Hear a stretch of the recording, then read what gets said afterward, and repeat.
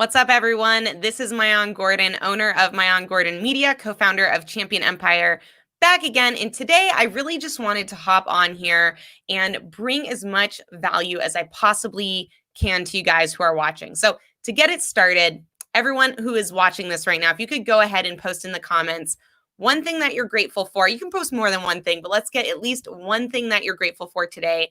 And where in the world are you watching from? I'm coming to you from Spokane, Washington.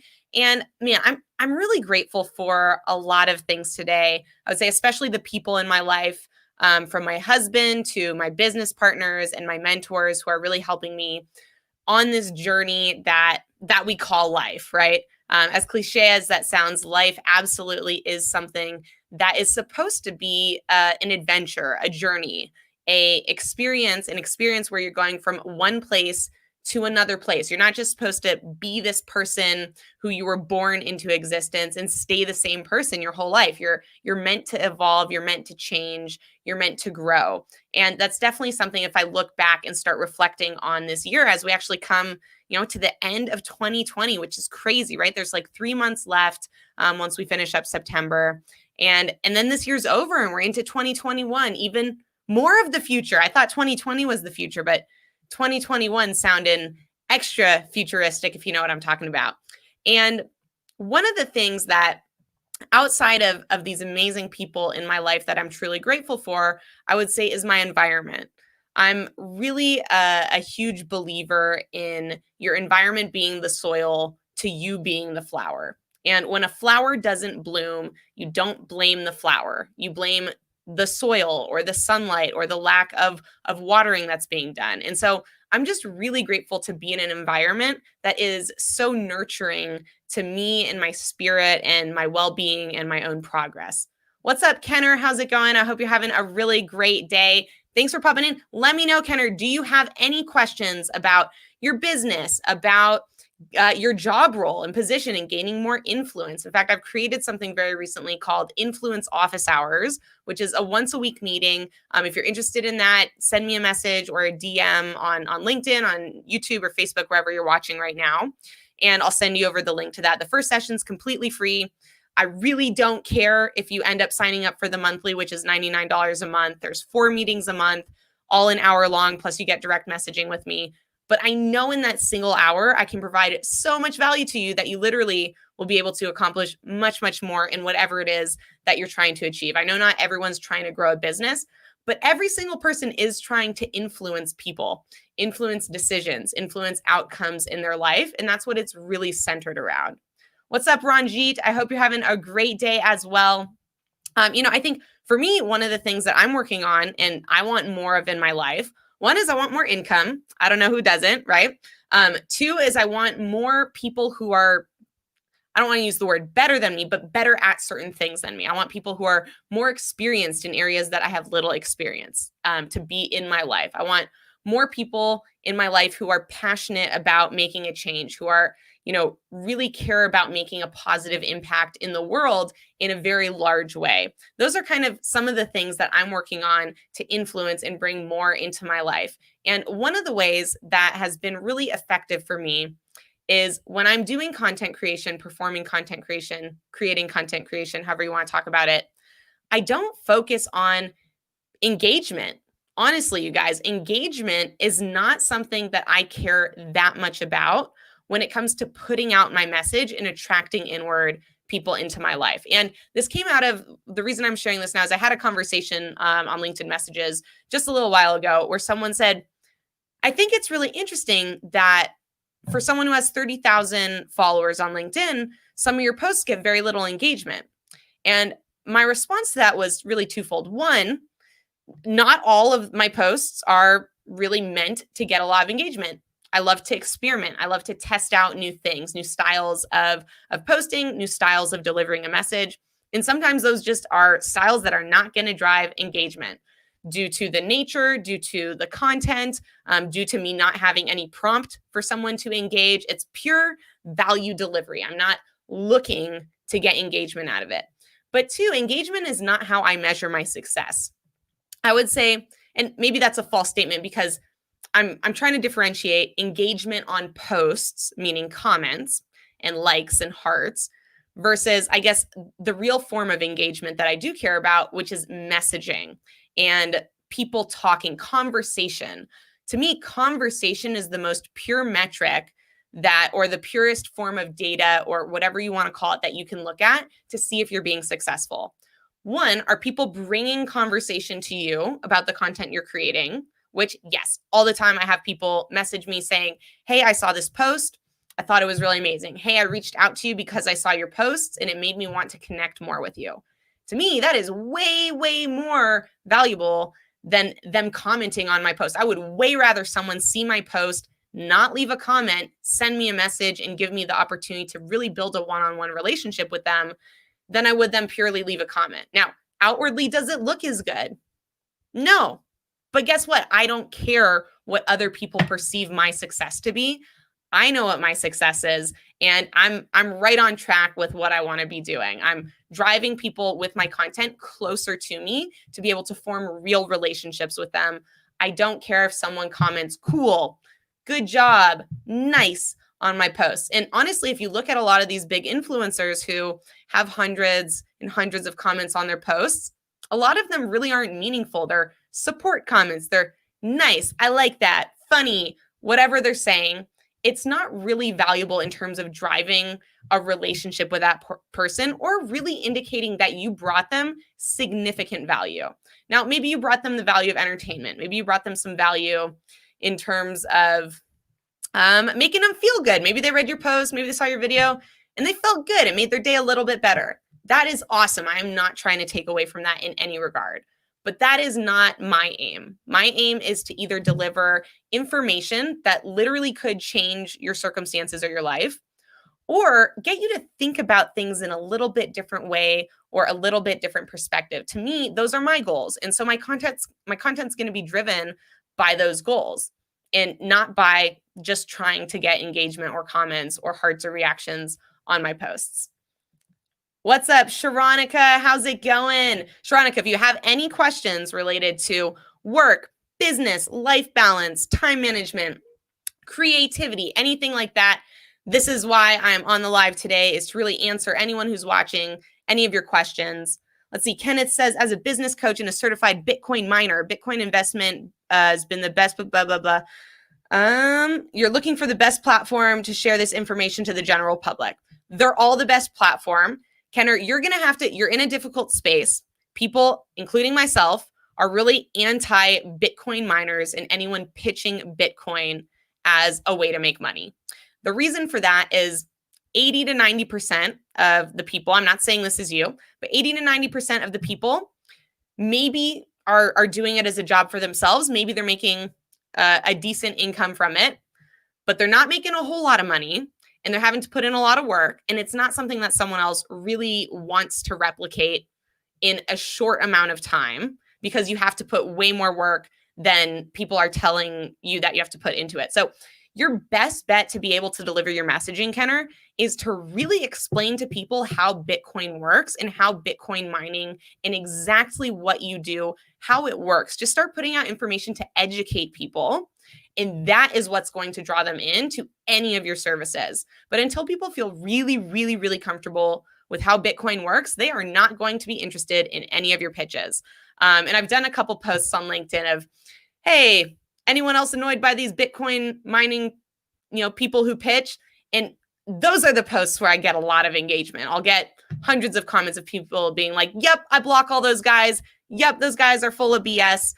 So feel free in the comment section right here on this post to drop a little educational information, because I have not had a single person in the Bitcoin business deliver easily digestible information to me that made me feel like I was learning anything about how Bitcoin worked. And that's a huge flaw for people in that industry. If you can't educate people on how it works and make them comfortable with it, you are never going to be successful at driving more business, scaling, at coaching people in that. Now, you might get a couple people out of what would be the terminology for this, who are hopeful wishers, right? Who believe in something they've heard of in the media, and they heard people getting super rich on Bitcoin back in, 2018 or 2019, whatever it was.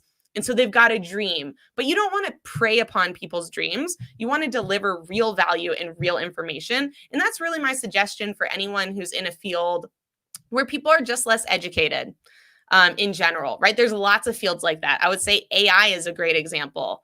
There are so many incredible, incredible uses for artificial intelligence, but most people are scared of it because they simply just don't understand it well enough to feel confident about the decisions that they're making. And when you have a lack of confidence in the decisions you're making, you are very unlikely to make those decisions. You will just shy away from them and focus on something else where you have more clarity and confidence in it.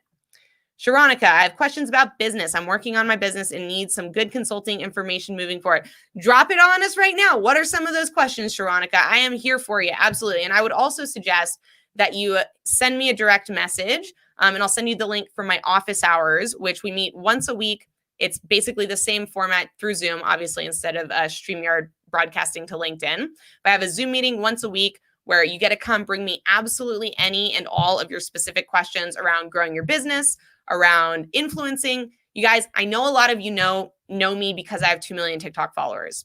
But before that, I grew 3 successful businesses, all to 6 figures in the very first year. And I've done more than $1 million in product sales, $1 million in product sales through Instagram. I know business. I'm good at business. That was with zero business education, pure intuition and things that I was able to figure out in the marketplace. And from there, in this past year, I've learned a massive amount in actual business education and business learning in business practices. So my experience coupled with my newfound learning makes a really powerful, I would say, coaching and advice tool. You're also writing a book. A book's an amazing thing. Absolutely. Let us know, Sharonica, do you have a question right now that I could possibly help you out with and maybe bring some insight into? And then I would also, preface any advice you get from anyone with making sure that they're explaining to you how they came up with that advice or why are they giving you that advice in particular. And that's something I always really make sure to post or talk to people about. Hey, this is what worked for me, and it worked because of X, Y, and Z. So if X, Y, and Z are true for you, this is very likely to work for you. Or I'll say something like, this worked for me because of this, but if you're doing it this other way, I would suggest trying it this other way. There are so many, I would say, ways to adapt and tweak business practices. And another reason why I'm really good at being able to give that advice is just the level of creativity that my mind has, my ability to warp and adapt and kind of tweak the information that I'm given into a new context. A great example of that, I would say, is around virtual assistants. I never thought much about virtual assistants until I got my own and saw, wow, how powerful not a tool, I don't want to say a tool, but how powerful a relationship that having a virtual assistant is, or how powerful it adds to your engine to add this extra part to your machine or your car. If you think about business or your life as a car, you are the engine. But if you can add a turbo boost to that engine, you're going to perform that much better. And a virtual assistant is an amazing turbo boost to your beautiful, beautiful engine that you already have. And once I had my own virtual assistant, I started thinking, man, what are the other applications? What are other businesses? What are other types of people who this makes so much sense for, but they would never think about hiring a virtual assistant because no one's pitching them that information. And really the first person that I thought of was my mom, who is a science professor at the University of Washington. She runs her own lab. She does a bit of teaching. She helps manage some of their funds. She does a lot of stuff. And no one in universities anywhere has virtual assistants, not that I've ever heard of. That's not a practice. They have TAs, teaching assistants, but they don't have virtual assistants to help them with all their paperwork, to help them with some of their research, compiling information, dealing with students, yada, yada. The list is endless, right? Teachers have an immense amount of work. But doesn't it make so much sense that a virtual assistant could help them do their job 10, 100 times better and allow them to really bring more value, not just to the students, but the entire university or the entire school system? So I got my mom a virtual assistant. And she actually just hired them. They went through, an interview process. There's kind of a process to onboarding a virtual assistant. I think it was just yesterday on Monday. And I'm really, really excited for her But that's just one industry, higher education, where I was able to take an idea that worked for me and think, man, how might this work for someone else in a capacity that really brings value into their life? And that's just a skill that I have of thinking, what's something that's worked for me or something I've heard working for other people, and how can that be adapted to help others? All right, let me look here.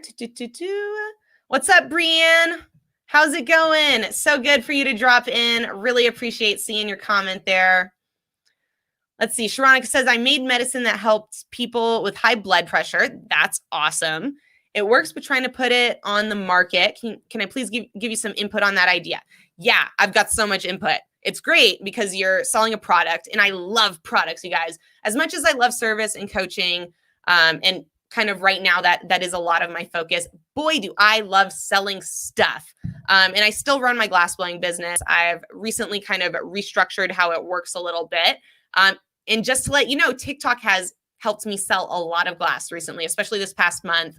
Every time I do a live stream, people from that live stream have been purchasing glass pieces. So if you're curious about how TikTok can help your product-based business, live streaming is the answer. Yes, the feed itself is great for promoting content, but the live stream is like a live infomercial that you can run every single day, free cost, and free promotion. So let's talk about the blood pressure medicine, or let's just call it a product right now, the blood pressure product. What I just described, I think, is an excellent way. Start doing a daily live stream. And with live streaming, the main key is consistency. Even if you only start out one person, two people watching your live stream, keep doing it consistently. And if you're providing value and your live stream is interesting, those people will bring in more people. Also, it will grow. The algorithm will realize that you're creating content very regularly, that you're contributing to the platform, and it will reward you by trying to get more people into it. Platforms really love when you live stream. It adds a lot of value to the content that they're trying to have on the platform, because the platform knows whoever's got the best content, whichever platform has the best content, is going to draw the most number of users. And it values live streaming as a valuable type of content. So one, I would say, start some live streaming, even if that's a 10, 15, 20-minute segment every day where you're educating people on your blood pressure product. Now, I would definitely create some content that is in two areas for posting onto your feeds. For example, LinkedIn's a great place to post about blood pressure. Boy, do some people have some high blood pressure from all the stress that's been going on with COVID. You know what I'm saying? So LinkedIn's a great place. I think Instagram is inherently a great place to post products. Instagram's just a visual marketplace, in my opinion. People love to buy products and look at products and shop products off of Instagram. And then let's see, I think, Pinterest could be good, hit or miss, depending on if your target market is, middle-aged women. But finding out more about who your target demographic or who this blood pressure product really applies to is going to help you determine what other platforms you might want to post on. And the types of posts that I would do would be one around educational content. Literally every business should be posting some form of educational content because it brings such a high level of value to your audience and can create such a great word of mouth. So if I learn something new that applies to me and I get excited about learning that something new, you best believe I'm telling my husband, I'm telling other people I meet at the grocery store. Like, when we find out things that get us excited and we learned that thing, we love to tell everyone. We love to share it, even more than that new toy that we got or that new thing we got off Amazon. We want to share information that we learned because we have this thought as human beings, ooh, I just learned this and it made me feel good. Let me do that for someone else. I'm seeing Tom today. I want to make Tom happy. So let me tell Tom about this really cool thing that I learned. And if it applies to him, he's going to get that same amount of enjoyment and excitement that I got when I learned it. And so that's how you can get great word of mouth, great information, and people spreading your brand and your ideas. And so I think that's one type of content. The other is around storytelling. So you really want to tell stories of people who have been affected by high blood pressure and then have used your product and the difference it's made in their life. Now, if you don't have these stories yet, then I suggest getting them. And what I mean by that is give out your product for free or samples of your product for free, or at a highly discounted rate so that you can start to build some of those customer testimonials and really some of those stories. You guys, customer stories are much better than straight up customer testimonials. And they're really the same thing. When a customer is telling a story of, hey, I had this problem, then I used this product, and here was the positive result, that's a testimonial in the form of a story. So getting those and posting those, I think, is going to be something that really, really helps you out. Outside of that, I think, labeling makes a huge difference. I've learned this with my first product, diffuser beads. Creating a really good label or packaging in general will have a huge impact on people wanting to at least try out your product. Now, whether they continue to buy it or not is typically based on product quality and customer service, a combination of those two things. But to get someone to try a new product, if the package looks cool, 10 times more likely that they're at least going to give it a shot. People love new things. We love to try stuff out. And so if you have great packaging, again, that's just really going to be helpful towards you.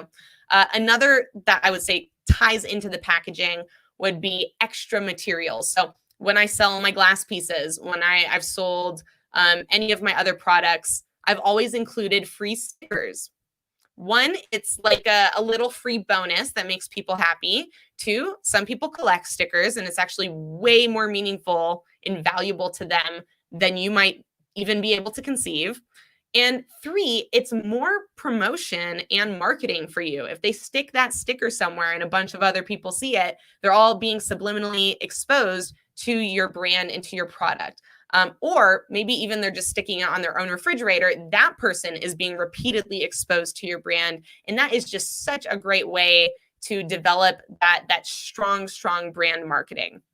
I hope that answers a couple of your questions there. Let me know any other questions that you got. Otherwise, I'm going to hop off here. And I just encourage anyone who's interested in consultation, mentorship, having any questions that you have answered, or at least for me to, I don't want to say answered, because there is no answer.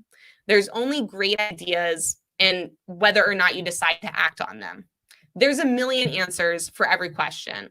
Now, some of them are going to be better for you than others, but it's really valuable anytime that you have a question to get multiple perspectives, to get insight from other people, because it's going to help you understand what works best for you and where you really stand with how you think about it. So whether or not you're thinking about, should I grow this business and add a new employee?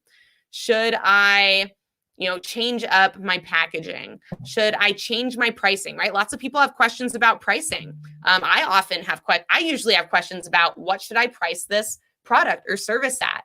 And it's really helpful for me to hear other people's opinions, because when I do, I either think, ooh, that's a really good point, or I think, I see your point, but I still feel really strongly that it should be this other price. And it helps you to just really decide what is going to be the action and decision that you decide to make. Awesome, guys. Thank you so much. Again, feel free to reach out. Send me a message on LinkedIn is the best way to get in touch with me. I'll shoot you over my office hours link. It's completely free to try out. I would love to see you guys there. And at least, again, in one session, if I don't deliver a huge amount of value for you, I will offer you a free one-on-one consultation, or I'll hook you up with a shout out or something to make up for it, because I'm so confident that I can help you out in a particular area that is going to bring you so much value. Have an amazing night, you guys, and I hope to see you again tomorrow.